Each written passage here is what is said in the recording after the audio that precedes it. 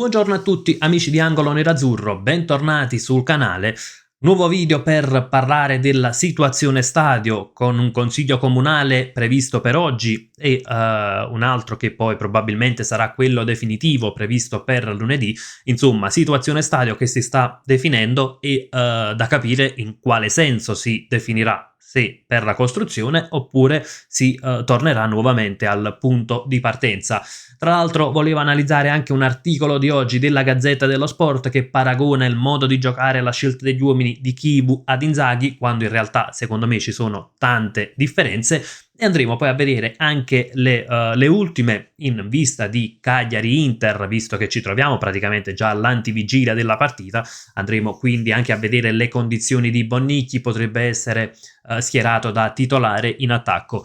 Prima di iniziare, come al solito, vi ricordo un bel like al video e l'iscrizione al canale. Sono semplici operazioni che però sono di grandissimo aiuto.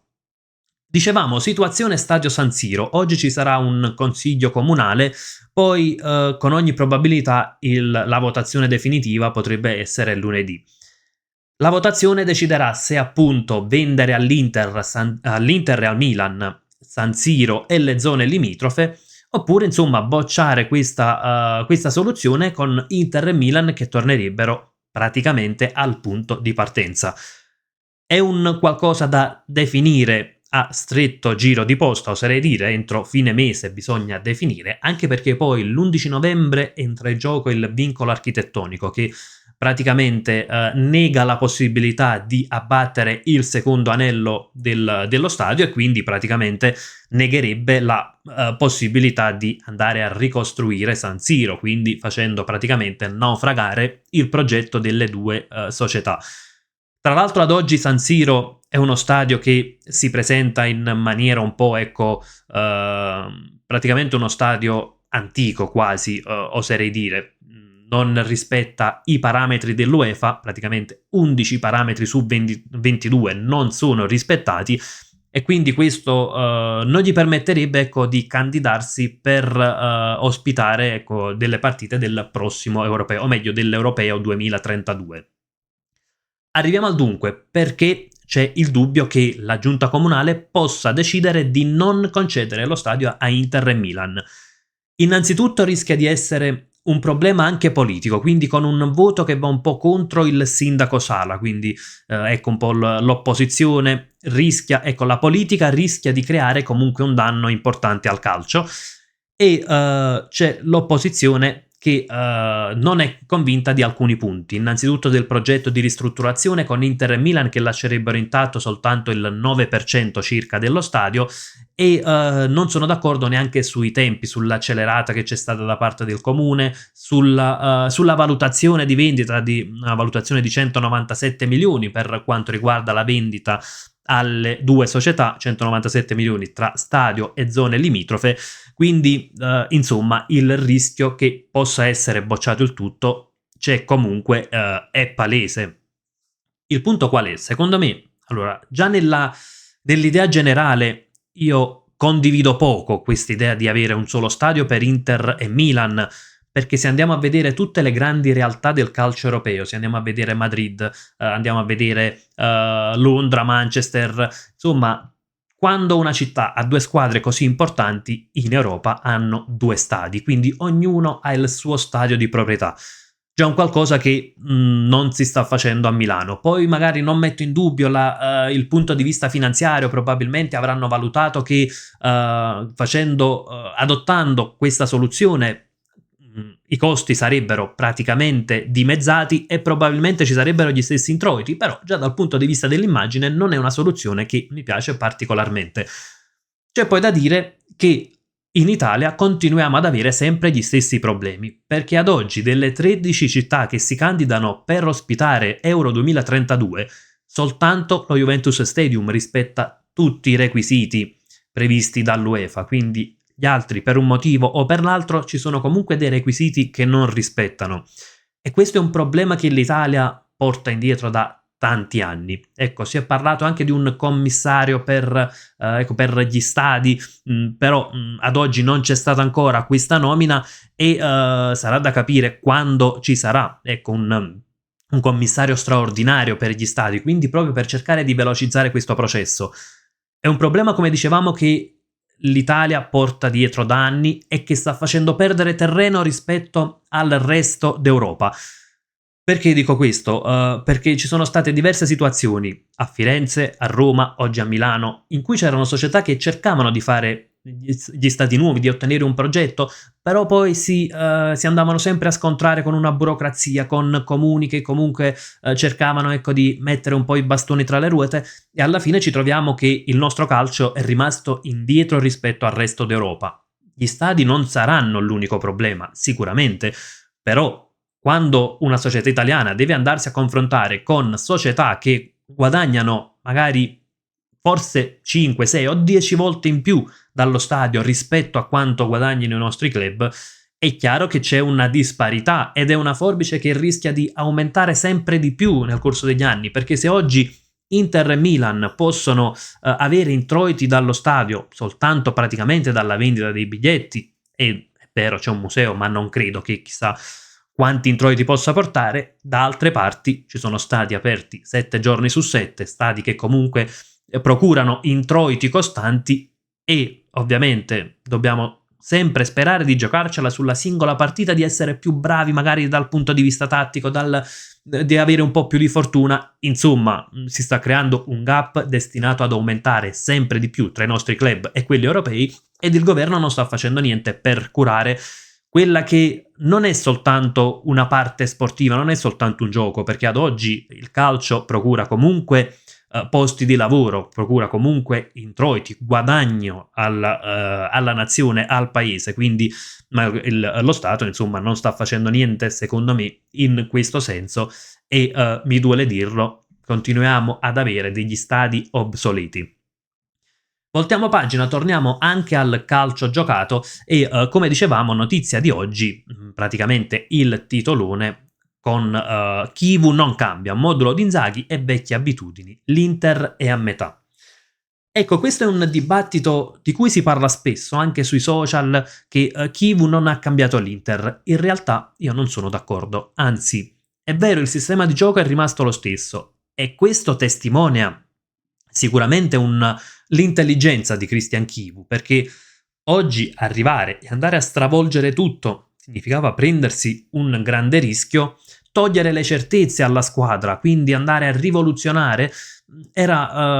poteva essere controproducente, anche perché l'Inter non ha fatto un mercato inserendo 5-6 titolari richiesti dal tecnico, e allora naturalmente c'è possibilità di giocare in maniera differente. Oggi l'Inter è rimasta per struttura simile a quella dello scorso anno, e allora intelligentemente Chivu è ripartito con lo stesso sistema di gioco, non togliendo delle sicurezze,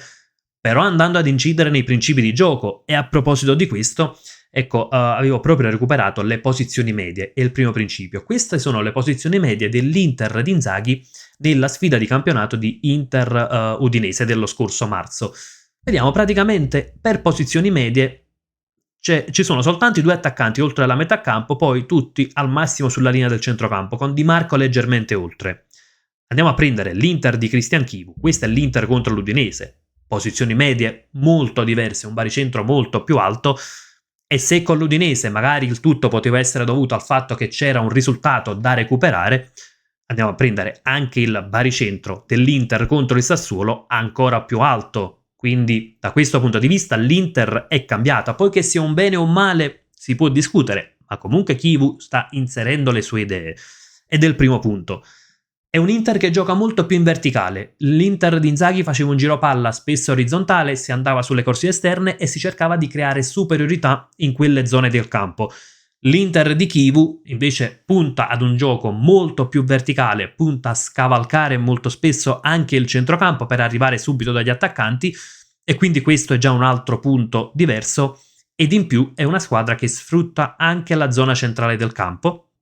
cosa che lo scorso anno l'Inter faceva probabilmente molto meno, seppur poi si va per le zone centrali, poi è chiaro che vengono coinvolti gli esterni, i quinti, nel 3-5-2 sarebbe quasi impossibile non farlo, ed in più è una squadra che, portando i centrocampisti oltre la metà campo, sta calciando anche di più da fuori, che era un po', ecco, il cruccio dell'Inter di Inzaghi.